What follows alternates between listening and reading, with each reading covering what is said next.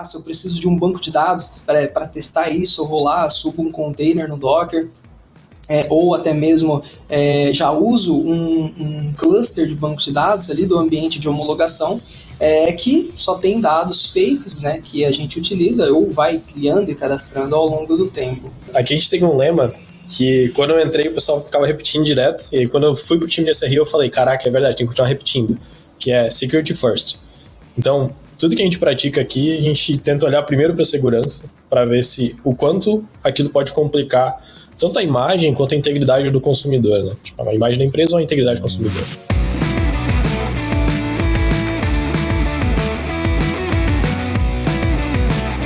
Fala Dev, beleza? Mais um podcast Fala Dev aqui pro canal do YouTube da Rocket City, e hoje eu tô aqui com o Jeff e com o Felipe da Serasa pra gente trocar uma ideia sobre quais são os desafios aí construindo aplicações do Serasa, se a vida deles é passar criando algoritmo de como dar o pior score do mundo pras pessoas. Não, tô brincando. O meu score, inclusive, tá massa pra caramba lá.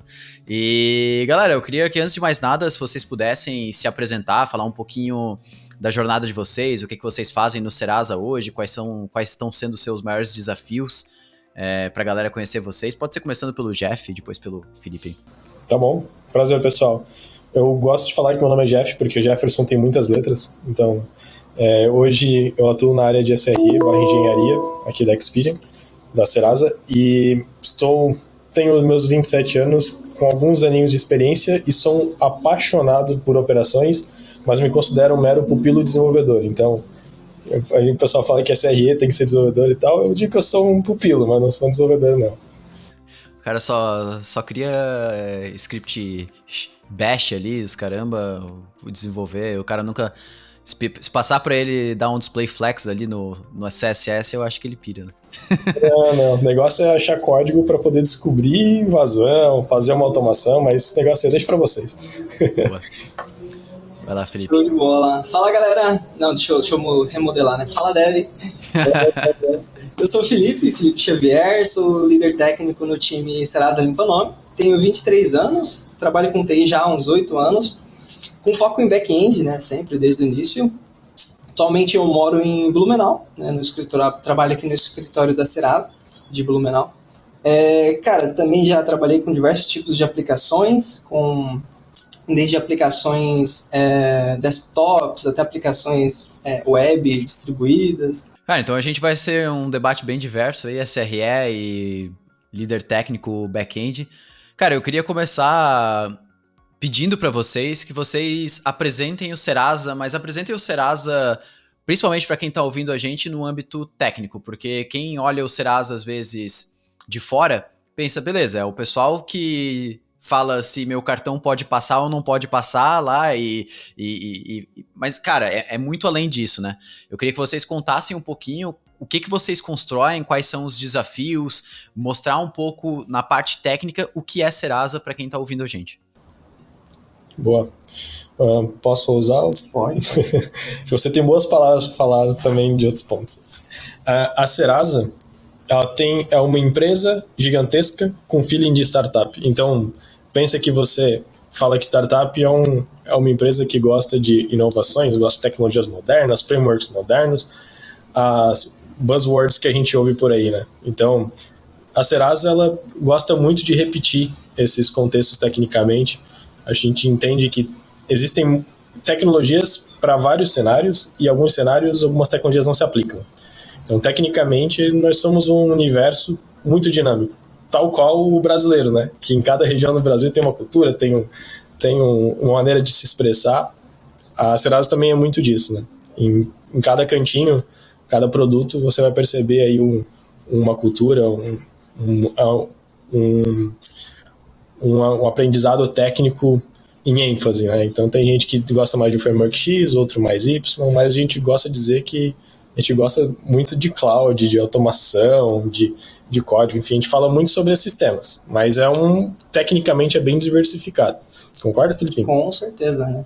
Até dando um contexto mais geral, assim, a Serasa ela é uma empresa que faz parte do grupo britânico, a Experian, né?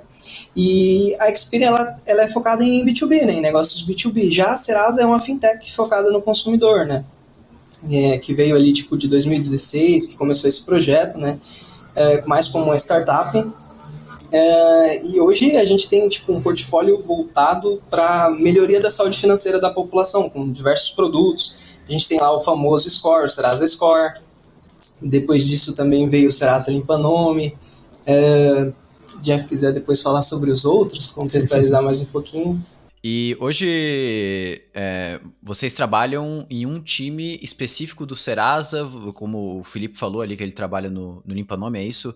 E o Jeff, tu também, por exemplo, são vários times separados, vocês se comunicam, como é que é? Vocês falaram, a gente está aqui na sede em Blumenau, existem outras localidades onde também tem times de tecnologia, como é que funciona essa distribuição? Boa. Pode falar como está pelo seu time, meu querido? Bora lá. Sim, cara, tem diversas localidades, tem diversas unidades de negócio. A gente é da unidade focada no consumidor final, que está presente em São Paulo, em Blumenau. Tem diversos times, né, como o Serasa eCred, o Serasa Limpa Nome, o Serasa Premium. E tem um time que está entre todos eles, né, que é o time de engenharia, de DevOps, que tem vários nomezinhos, né, que é o que o Jeff participa. Então o Jeff está presente entre todos basicamente. Tem algumas áreas que vão ser cross, né? Então você fala de CyberSec. É bom a gente buscar convenções e alinhamentos entre todos os produtos. SRE, idem. Então, mas cada produto tem o seu teor técnico e são literalmente squads apartados, né? Você vai ter diretorias para cada fim. Então você vai ter um escopo de crédito, um escopo de negativação, dívidas, enfim. Você vai ter um escopo de pagamentos, por exemplo. E aí para cada uma dessas áreas aí você vai ver algum emaranhado de produtos, alguns contextos técnicos. No meu caso, de fato, eu estou mais diversificado. E aí o time de SRE aqui a gente trabalha atendendo literalmente todos os produtos com as plataformas de operação e cloud que os produtos precisam para poder fazer a entrega técnica que eles têm que fazer, né?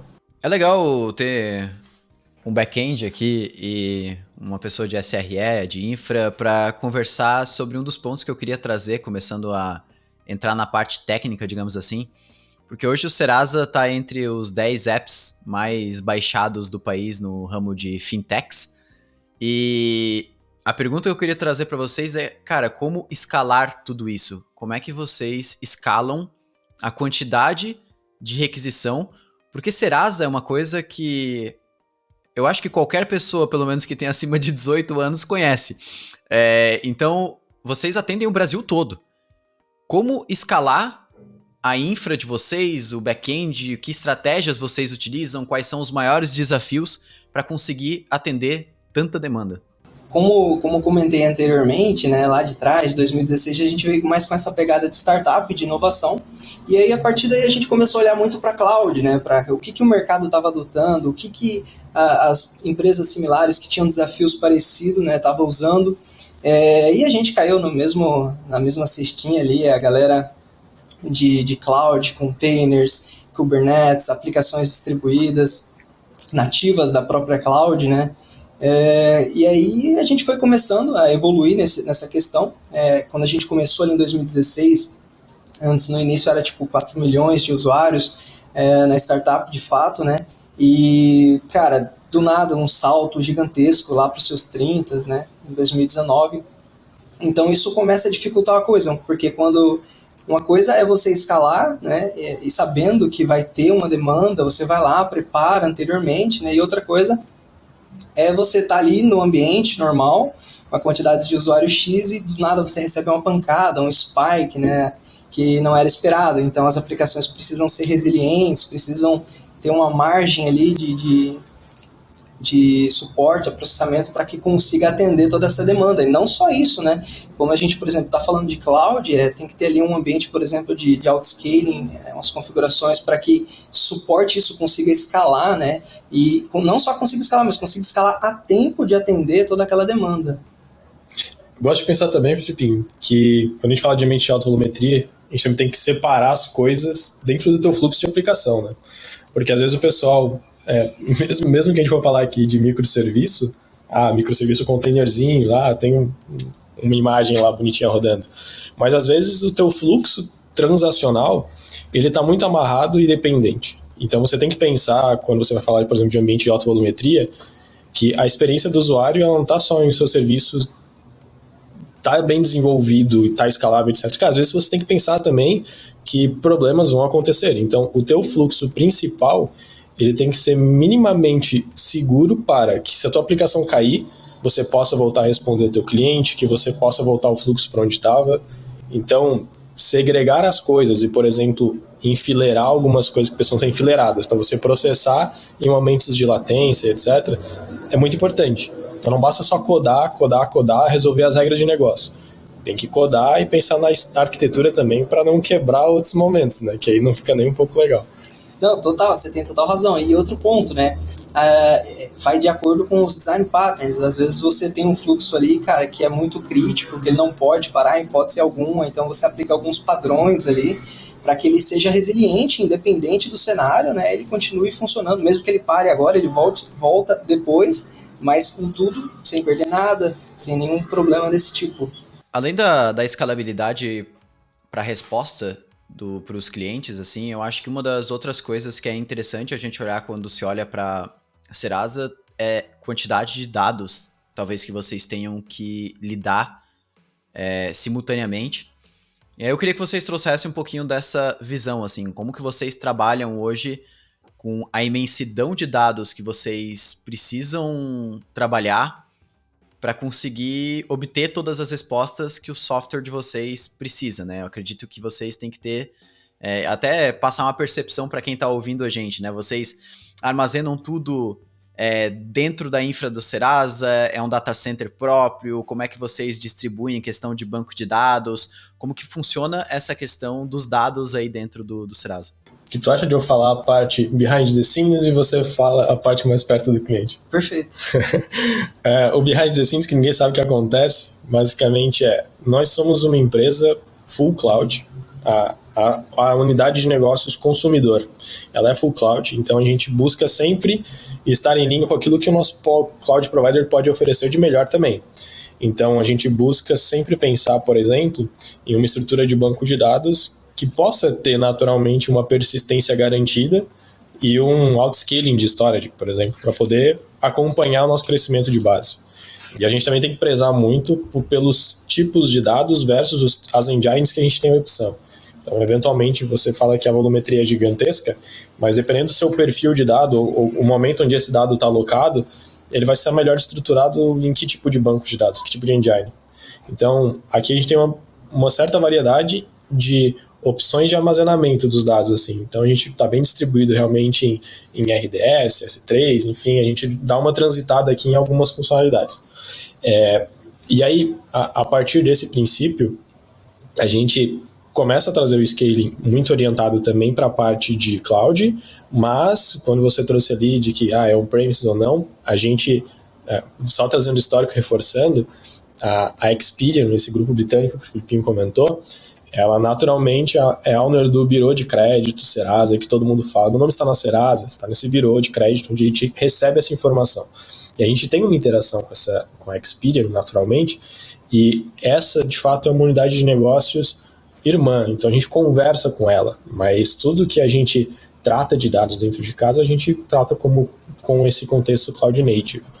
E aí daqui para frente, uma vez que você tem o dado armazenado, persistido, etc., aí tem a facilidade de acessar o dado e expor para o parceiro, que aí eu consumidor, que eu deixo para o Filipinho falar melhor. Exatamente, é aí onde a gente faz as mágicas de deixar, por exemplo, o dado ali já pronto, não aquecer ele na hora que o consumidor entra, mas para que quando o consumidor entra, já vai direto no dado pronto, como se fosse um cache ali, né, no banco, prontinho para que ele utilize, já faça os cálculos e assim seja utilizado ali naquele determinado produto. Então a gente tenta deixar tudo já pré-preparado, né? O que a gente não depende do que o usuário entre, né? A gente já deixa pronto, visando performance, latência, a menor latência possível, né? E experiência, principalmente, né? Vocês bateram muito nessa tecla do Serasa como ter uma cultura de startup mesmo sendo uma empresa grande, né? E eu acho que até dando, digamos, um breve intervalo sobre a parte técnica, como que vocês veem aí dentro do Serasa, como time, como pessoas de tecnologia, vocês conseguindo acompanhar e conseguir aplicar atualizações de tecnologia, de linguagem, de como o próprio Jeff tinha falado, tem pessoas aqui com gostos diferentes. Como que funciona essa, vamos dizer, a granularidade de interesses diferentes de várias pessoas dos times do Serasa? Como que vocês veem esse uso de novas tecnologias? Porque assim, eu vou até como pessoa de fora do Serasa, quando a gente ouve falar o nome de Serasa, já por ser uma empresa antiga e pelo tamanho que é, a primeira coisa que vem na mente é aquele software legado ali que tá, tipo, 40 anos em produção, que conecta lá com umas APIs do governo, que a última pessoa que mexeu nisso aí já não tá mais no Serasa desde 2009. Sabe, tem aquele preconceito de pessoas que olham por volta, mesmo uma pessoa que fala, pô, eu trabalho aqui desenvolvendo o software da prefeitura.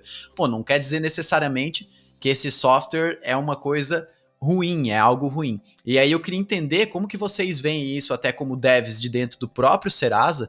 Isso é o mais legal, conversar com pessoas que estão aí dentro, no dia a dia. Como que vocês estão se atualizando e o quanto isso se difere realmente de uma startup tradicional, né? Quer começar, Jeff? Eu deixo pra ti, tem bastante coisa pra falar também. É show. Cara, como eu aqui de dentro já é de experiência, eu posso dizer, né, bicho, é uma fintech tradicional, como se estivesse ali no ranking não só do consumidor, dos apps mais baixados, mas de fintech realmente, cara. A gente tem aqui, por exemplo, a gente tem toda essa liberdade de escolha, como a gente é uma bio apartada, a gente consegue trabalhar full cloud, né, ter todas as nossas decisões de tecnologia, então a gente escolhe qual ferramenta vai atender melhor qual problema, né? Então a gente consegue utilizar, por exemplo, os recursos mais novos que estão saindo ali naquele cloud provider que a gente utiliza. E não só nisso, por exemplo, só para ter uma ideia de linguagens, a gente tem aqui hoje dentro da Serasa, desde Python, Node.js, Java, Go, PHP, e de front, por exemplo, React, Vue, Angular. E, cara, se tu olhar, é praticamente as top linguagens nos rankings das mais utilizadas. Eu gosto muito do universo startup, mesmo assim, tipo, até me chamo de startupeiro muitos dias da semana. Então, e essa é uma das coisas que eu acho muito legal aqui, porque você não está num cenário de startup ao ponto de dizer que o seu futuro tem uma incerteza gigantesca, embora sim, né, o futuro não tem como estar escrito em pedra, você não tem como ter certeza, a gente está num cenário onde a gente consegue dar braçadas de evoluir cada vez mais. Então, o universo de incerteza das startups é uma realidade entre aspas aqui, porque a nossa incerteza ela é em cima da necessidade do consumidor. Então, assim, meu consumidor, ele precisa de uma nova funcionalidade, por exemplo, recurso de antifraude, de premium, né? Você tem que acompanhar o que está vazando de dados. Como que isso iria acontecer? Nossa incerteza está ali. Se o consumidor viria sentido naquela funcionalidade. E por esse motivo, eu acho que também existe o feeling de startup, porque muito do que a gente faz, ela vem olhando para o problema real, né? O que a dona Maria, lá no final do dia, quando ela está pegando o ônibus para ir embora, ela sofre para poder pagar as contas. O que ela precisa ter de praticidade para ter uma saúde financeira. Então, esse feeling de startup é além do técnico. E é onde, eu vou usar a palavra bonitinha do mindset, né?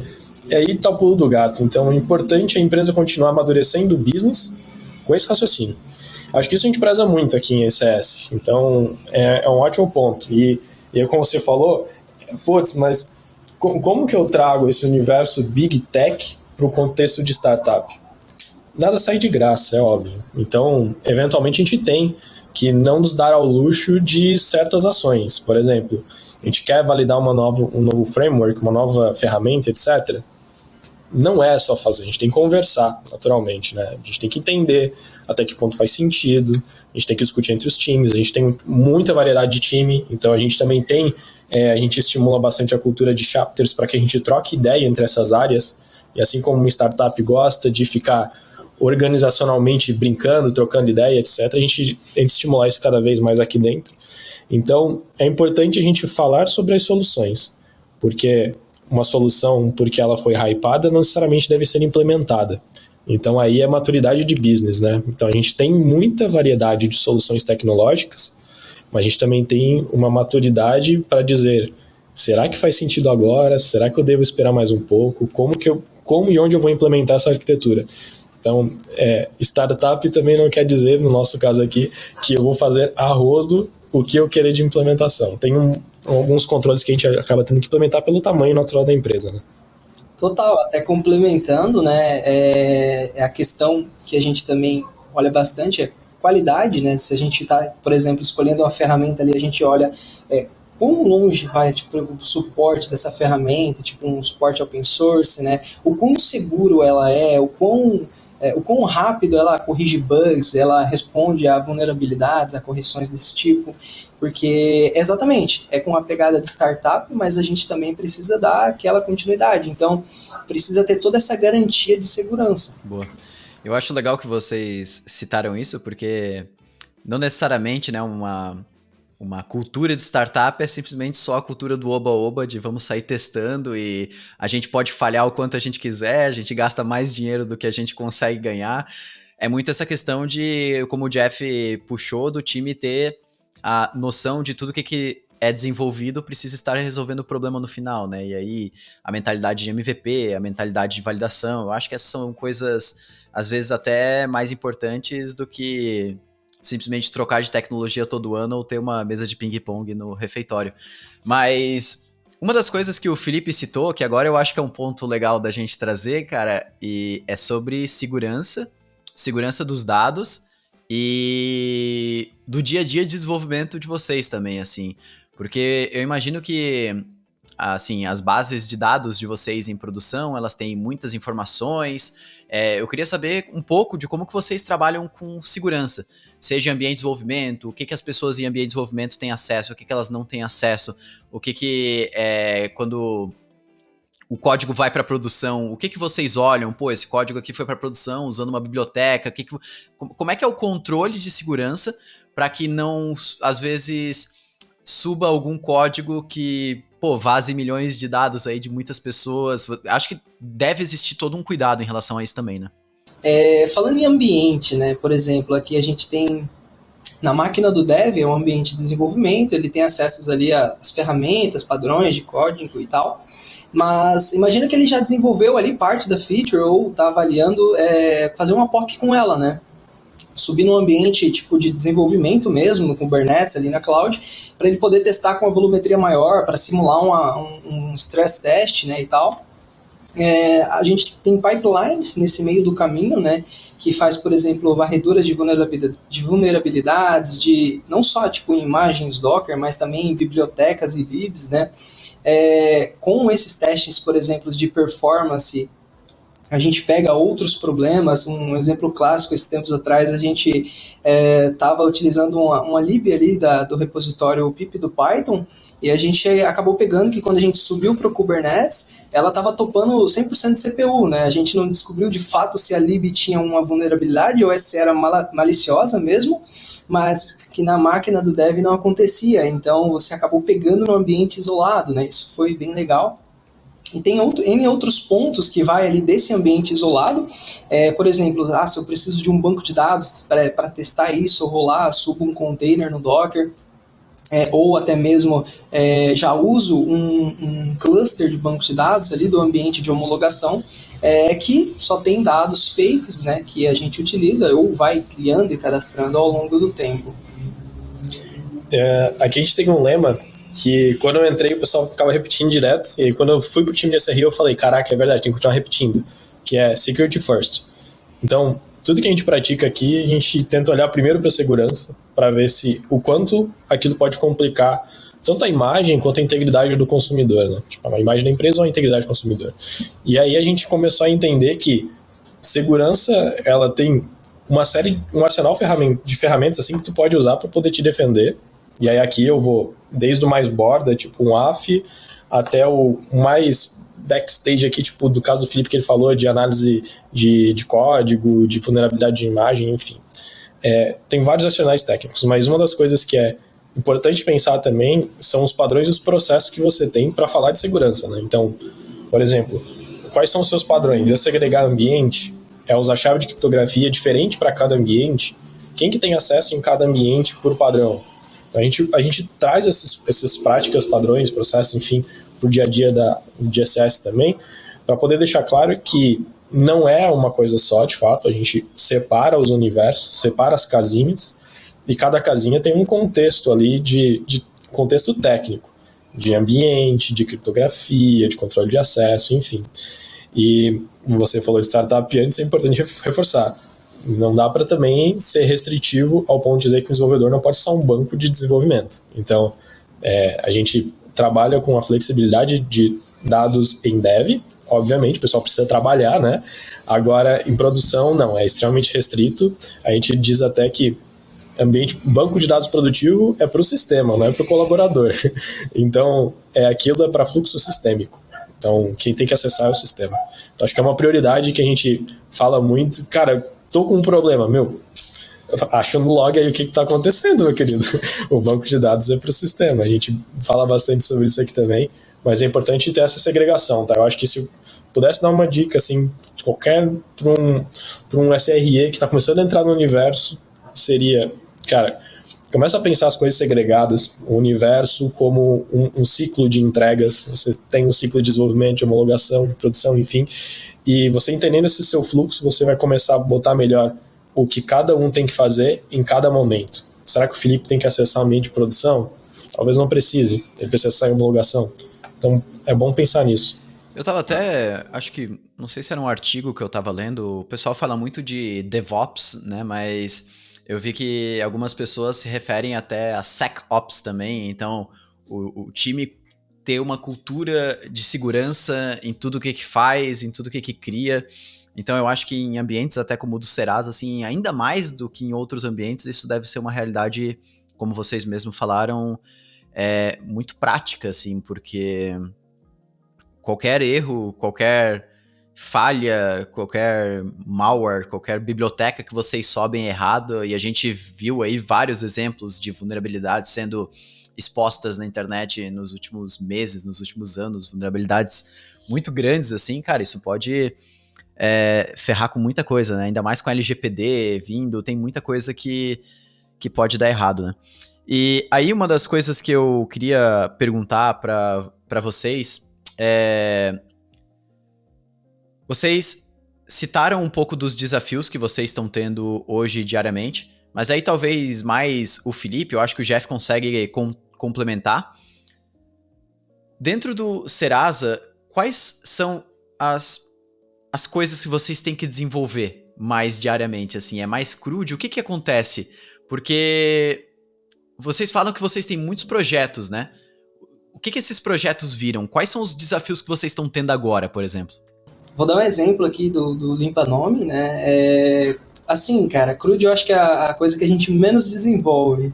Cara, são muitos desafios. Vou dar um exemplo simples, por exemplo, a integração de uma nova forma de pagamento, por exemplo, no Serasa Limpa Nome, da gente aceitar, além de boleto, Pix, né, e futuramente outras formas de pagamento. Então seria, por exemplo, integrações com gateways de pagamento, onde a gente começa garantindo toda uma transação financeira ali por baixo, né, trabalhando com esse tipo de dado.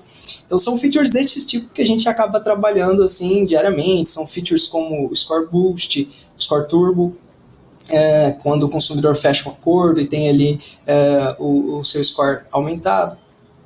Então são features desse tipo.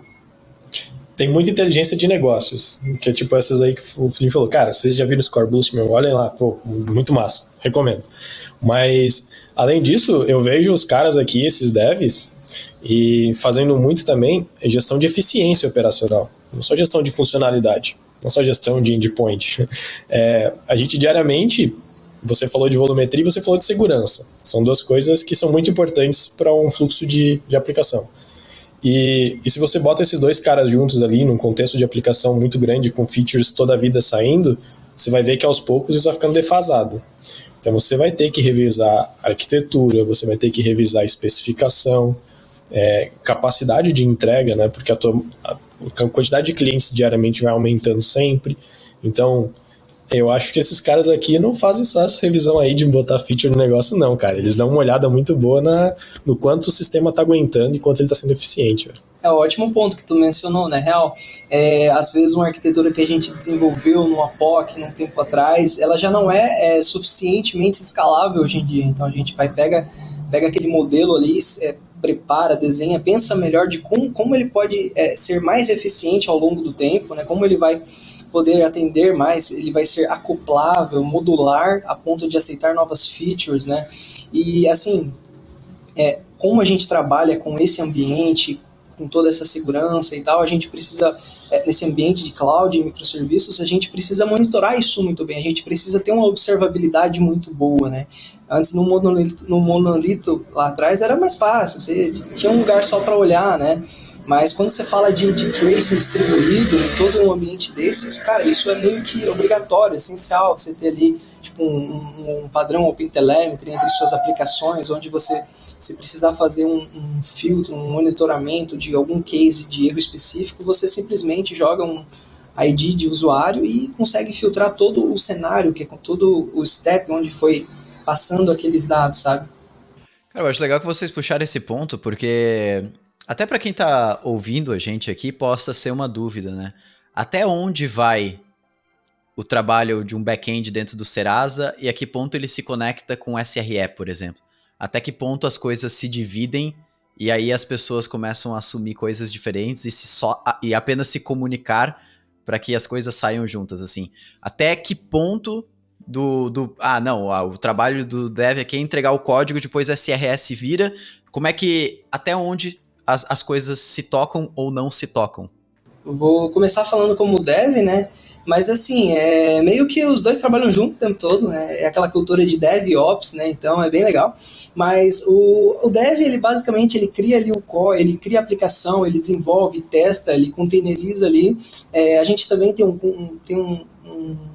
como que eu posso dizer? Um acesso mais longe um pouco, então a gente vai lá, cria, por exemplo, um modelo de workloads para subir ali no Kubernetes e tal. A gente consegue criar toda a infraestrutura por baixo da aplicação em si, né? Então, coisas além disso, como, por exemplo, um recurso que talvez necessite um novo node no cluster de banco, um cluster de Redis ou tipo de Elastic, né? Aí sim a gente deixa mais a controle, por exemplo, ali de operações, porque operações sempre vai entender um pouquinho a mais, vai conhecer mais esse cenário. Eu gosto de também falar como dev quando eu falo de SRE, porque a real é que como o SRE ele vai estar com muito viés de fato do desenvolvedor. Ele está ali para poder fazer com que o fluxo de produto, de aplicação, seja eficiente. Então, a gente está conectado literalmente todos os dias, porque o que a gente faz durante todos os dias é fazer coisas que entreguem melhor qualidade para o produto. E no final das contas, a gente vai no máximo permear alguns produtos aí, vou ficar 1 ou 2 dias sem falar com o Felipe, por exemplo, para falar com outro desenvolvedor, mas se conecta todos os dias. Mas por quê? Porque eu acho que tem 2 momentos do produto, o antes de estar deployado e depois de estar deployado. Antes de estar deployado, é isso aí que o Filipinho falou. A gente vai provisionar os recursos de infraestrutura, por exemplo, fazer a governança da cloud, vai monitorar o que tem que monitorar antes de provisionar alguma coisa. Então, tem esse momento que é muito importante, que é quando você está entregando, e tem um momento que depois que você entregou, que aí cara, deu um probleminha aqui, eu preciso de apoio. Onde será que está o problema? Vamos fazer um troubleshooting juntos? Então, esses 2 cenários, eles se repetem diariamente em todos os produtos. Porque, primeiro, melhorias têm que acontecer todos os dias, e segundo, problemas acontecem. Então, não tem como fugir, a gente vai se relacionar sempre. Então, respondendo a tua pergunta, Diego, acho que é nessa linha de raciocínio, e eu conectaria esses 2 pontos de antes e depois da entrega de um produto com a palavra autonomia, que acho que era o que estava tentando procurar. Exatamente. A gente gosta muito de falar sobre autonomia, SRE, mas a autonomia, ela não é algo a lá startup que a gente falou antes, como a liberdade total. Por quê? Porque as coisas não são pequenas. Alguma coisa errada não é tão simples de reverter. Então a autonomia ela tem que vir junto com uma certa moderação, controle, mas não um controle para restringir e impedir o processo da pessoa. A gente tenta falar que a gente quer dar flexibilidade para os produtos. Mas se a flexibilidade infringir em segurança ou disponibilidade do serviço, aí não é uma opção. Mas a gente está sempre buscando alternativas para dar essa autonomia. Então o Felipe falou aqui, né, por exemplo, se ele tem uma stack já de recursos de infraestrutura pronta, ele pode subir um produto sem problema nenhum, você pode subir a aplicação dele. Agora, se ele precisa discutir uma melhoria de infraestrutura, ou às vezes, que é o que a gente até mais gosta que aconteça, né? Antes de você implementar algo novo, vamos discutir a arquitetura. Talvez dê para reaproveitar alguma stack que a gente já tenha, ou às vezes pensar uma stack já de um jeito diferente, porque outro produto já teve um caso de uso parecido e sofreu. Então, esses momentos são bem importantes, cara. Bem legal, Jeff, tu comentar nesse ponto que, assim, cara, é realmente, né, eu vejo essa cultura DevOps fluindo muito bem, né, cara, e, tipo, é maravilhoso ter isso, que a gente vê que a gente não tá sozinho. A gente tem lá, por exemplo, os chapters que, cara, os devs de vários times, todos compartilham experiências, compartilham POCs e testes feitos, né, provas de conceitos.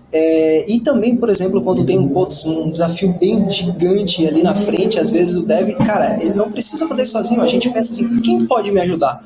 A gente vai lá, troca uma ideia com engenharia, com SRE, com outros líderes de outros produtos, e a gente consegue chegar numa solução bem legal, já às vezes até mais longe, tipo, do que uma aplicação MVP inicial, porque a gente conseguiu coletar experiências que já foram vividas antes, né? Que massa, cara. Mas eu perguntei isso realmente porque eu vejo essa dúvida, assim, dentro das empresas, assim, sabe? O quanto SRE, back-end e devs, no geral, se conversam a ponto de conseguir entregar a solução final. Uma última coisa que eu queria puxar aqui com vocês, eu não sei exatamente quanto tempo vocês estão no Serasa, mas no Serasa aconteceu uma revolução digital, assim, uma área digital em 2016, acho que foi, né? E eu queria que vocês tentassem, se vocês têm conhecimento sobre isso, tentar resumir do que vocês saíram e o que virou. O porquê que esse movimento aconteceu e qual que foi o resultado final desse movimento, né? Porque veio de uma necessidade e se transformou em algo diferente. Um pouco resumir esse movimento, porque a gente vê que não é só o Serasa, tem muita empresa passando por isso, né? Tem muita empresa que já passou, tá no meio do processo, outras já finalizaram, e quem sabe vocês compartilharem um pouco do que foi esse momento para vocês e quais foram os entregáveis, os resultados disso, possa ajudar muitas outras empresas a conseguirem passar por esse processo de uma maneira melhor também. Cara, assim, antes, né, de 2016, acho que a galera só via a Serasa como aquela empresa que negativa, né, que era mais focada em B2B. Só que em 2016 surgiu um projeto de transformação geral ali na Serasa Experian, com o objetivo de se aproximar do consumidor final e criar uma ilha de excelência digital, né? Então, assim, a Serasa criou o conceito de fintech, que antes, em 2016, se chamava Serasa Consumidor, atualmente se chama somente Serasa, e ela tinha a missão, ainda tem a missão, de levar créditos para todos os brasileiros, com transparência, personalização na comparação de taxas, juros, facilidade em oportunidades na quitação de dívidas, por exemplo, prevenção a fraudes e principalmente educação financeira. Então a gente, assim, surgiu depois disso a Serasa com um foco de ajudar, de fato, a Dona Maria e o seu João. E aí foram criados diversos produtos digitais, como os que a gente mencionou anteriormente, para ter uma comunicação mais próxima do consumidor, para ele, por exemplo, ter uma mudança de mindset, entender ali, por exemplo, o score, né? E com isso surgiu uma companhia muito mais ágil e inovadora. Proporcionalmente as coisas cresceram muito, acho que é isso que o Felipe quer falar.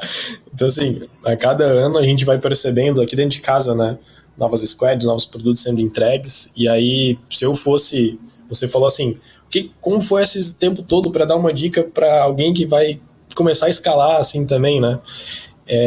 Pessoal, pensem muito no amanhã, sabe? Não pensem só no vou fazer de qualquer jeito, vou fazer de um jeito que funciona. Nossa, é o melhor discurso. Não, assim funciona, vamos fazer assim. Às vezes não tem que ser bem assim.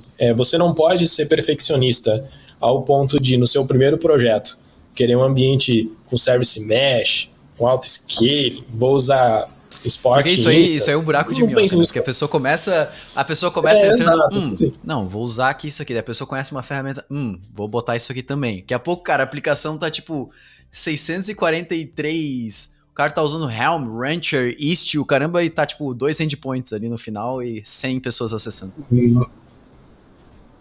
Não façam isso. Porque a verdade é que isso sim vai atrasar a tua entrega. E aí isso é o que você não quer quando você está querendo crescer cada vez mais, oxigenar. Mas nunca deixe de pensar em como isso poderia ser reaproveitável amanhã. Tipo, cara, você pensa no futuro realmente que isso pode ser uma boa prática? Ah, legal, penso. Pô, o que você pode fazer hoje já para poder deixar a tua aplicação legal? Será que poderia ser um container, de fato? Ou você já queria ir, de fato, para um Lambda e deixar lá, e aí você depois faz a gestão, migração disso para outra maneira? Pensem tecnicamente também. O business, eu gosto de pensar que o pessoal de business é o que já bota a régua lá em cima, né? O moonshot. Então, esse negócio aí de garantir que a gente vai ganhar dinheiro, que a gente vai crescer cada vez mais, o pessoal já está pensando, tem certeza disso. Mas, tecnicamente, é importante ter essa visão também, porque o Filipinho falou, né? Surgiu um monte de produto, você falou, veio um monte de questão de segurança, de tamanho de dados, e se você não tiver minimamente consciente de que o seu ambiente amanhã pode não ser suficiente e que você pode ter que fazer alguns ajustes técnicos, você pode ter que refatorar a sua estrutura. Isso é um problema. Porque aí você retarda, você vai dizer, minha empresa vai até aqui, daqui para frente eu não consigo mais atender tecnicamente. Porque minha aplicação capota, não sei, pode ser a resposta, mas pensem com um olhar técnico, não sejam perfeccionistas, mas estejam vendo também o amanhã. Não façam só o Go Horse Extreme funciona às vezes, mas eu acho que muito mais para POC, tá? Em produção não façam Jamais. Go Horse não, por favor. Verdade, jamais. Não, esse ponto, né, tipo assim, de você construir ali um canhão, sei lá, para matar uma formiguinha, real, não façam isso, né? Às vezes, cara, você precisa de um sistema de mensageria e, cara, é uma mensageria simples, que só precisa de um sistema que não precisa de garantia, de entrega, ou que você vai ter ali poucos consumidores, vai ter um throughput limitado. Cara, você não precisa, às vezes, de um Kafka, onde você vai ter que se preocupar com uma carambada de coisas. Então, às vezes, só um SQS te resolve. Então, começa devagar, começa olhando um pouco para o futuro, né? Talvez as boas práticas de código que você aplica vai te ajudar muito no futuro. Se você escreve um bom código desacoplado, modular, futuramente, se você precisar segregar, separar ali, ou trocar de uma ferramenta para outra, né, quando, tipo, trabalhando com injeção de dependências, isso vai te facilitar muito. Então vai te dar menos dor de cabeça. Cara, é muito massa, assim, e é muito legal ver que, e aposto que muita gente que tá ouvindo aqui a gente agora, que tem também que tinha uma visão sobre como poderia ser o ambiente de desenvolvimento, a equipe, a cultura do Serasa, olhando um pouco o que vocês falaram, com certeza muda totalmente essa percepção, assim, porque vocês estão construindo coisas muito massas, com tecnologias incríveis, e dá pra ver na fala de vocês o quanto vocês conhecem da cultura, processos do time, e isso é muito legal, assim, porque cativa bastante quem tá ouvindo vocês, até pra conhecer mais sobre os desafios técnicos no Serasa, conhecer mais sobre o que vocês constroem, conhecer mais sobre os produtos, como vocês falaram. Isso é legal. E acho que dá para ver essa transformação digital que teve no Serasa. Eu acho que todo mundo sentiu isso, né? Não só as pessoas que trabalham aí, as pessoas de fora também. Porque não sei exatamente se eu comecei a sentir de 2016 para cá ou não, se foi um pouquinho depois, mas a gente começa a ver cada vez mais publicidades e produtos, o score, tudo isso, né? Eu vejo cada vez eu recebendo mais nas redes sociais e tal, coisas que são voltadas ao consumidor final, serviços para a pessoa consultar e tudo.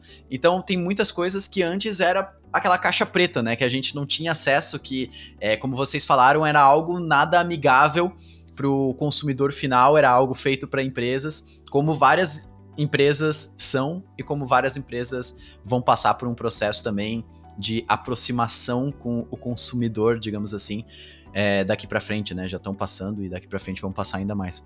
Cara, foi muito massa o papo com vocês, eu quero agradecer demais a participação, acho que a gente tá com quase um squad completo aqui, a gente une SRE, back-end, eu faço front, a gente já bota a aplicação amanhã no ar, não, brincadeira. Mas, cara, pô, massa demais trocar essa ideia com vocês e, pô, deixa o espaço aberto caso vocês queiram deixar alguma mensagem final pra quem tá ouvindo vocês aí até o final e bora lá. Cara, show de bola, agradeço também estar aqui, foi um prazer enorme, obrigado pelo convite. Quem quiser seguir a gente tá lá no LinkedIn, eu sou o Felipe Xavier, também pode seguir lá a Serasa. Compartilhamos a Serasa aqui, a galera tem uma cultura bem top, a gente compartilha alguns conteúdos também no nosso Medium, Serasa. E também estamos lá no Instagram, @tonaserasa. Obrigado a todos, galera. Valeu. Mencionou todas as redes sociais, cara. Obrigado. O desafio agora, pode chamar no LinkedIn também, é Jefferson Fernandes Machado. Cara, meu primo, sou muitas Fernandes, letras. Aí, ó, então estamos juntos. Peraí Podem que procurar lá. o alimentador do meu sou gato começou a berrar que tá saindo comida, então deixa eu me mutar de novo. Tá bom. Não, pode falar, fica à vontade, cara. Isso aqui não vai cortar nada, cara. Bom. Então, na prática, eu sou um cara que é apaixonado por comunidades. Então, assim, eu gosto de dizer que se você quer entrar no mercado de tecnologia, você tem esse business sensacional para vocês começarem a aprender e aprendam também usando cada vez mais a comunidade. Só que City é um ótimo exemplo de um lugar onde você tem conteúdo aberto para continuar se desenvolvendo. Usem o Rocket City como canal, usem o Medium, que o Felipinho falou. A gente siga no Instagram legal, mas cada vez mais se apropriem de aprender tecnologia, de se desenvolver. Lembre-se de que não tem idade. A Serasa era um birô gigantesco, com muitos anos de vida, e está cada vez se reinventando. Então, por que a gente, sei lá, com 40 anos, não pode se reinventar e entrar no mercado? Por que eu, talvez novo, jovem, 15 anos, não posso já começar o meu produto? Então, não tirem esse bloqueio da mente, que eu acho que a Serasa é um bom exemplo de que dá para fazer, e todo mundo junto aí consegue construir os negócios bem maneiros juntos. Então, obrigado, pessoal, pelo convite, foi um prazer conversar com vocês. Cara, pô, eu que agradeço, foi um papo muito massa, e legal vocês estarem aqui tão pertinho em Blumenau. Quem sabe a gente marca um dia tomar um chopp na Vila Germânica, aí sim vai fechar com certeza o podcast com tudo. E galera, quem tá ouvindo a gente aí, não esquece, se estiver ouvindo pelo YouTube aí, deixar um comentário, um like aqui, se estiver nas outras plataformas, botar uma estrelinha, não sei exatamente onde você tá ouvindo a gente. Mas não esqueçam de deixar os comentários aqui embaixo com qualquer dúvida que vocês possam ter em relação à Serasa, que eu sei que o Jeff e o Felipe com certeza vão abrir o vídeo depois ali para responder todos os comentários. E no mais, a gente se vê no próximo episódio aí do podcast Fala Dev. Valeu, Jeff, valeu, Felipe, tamo junto e valeu, tchau, tchau. Valeu. Obrigado.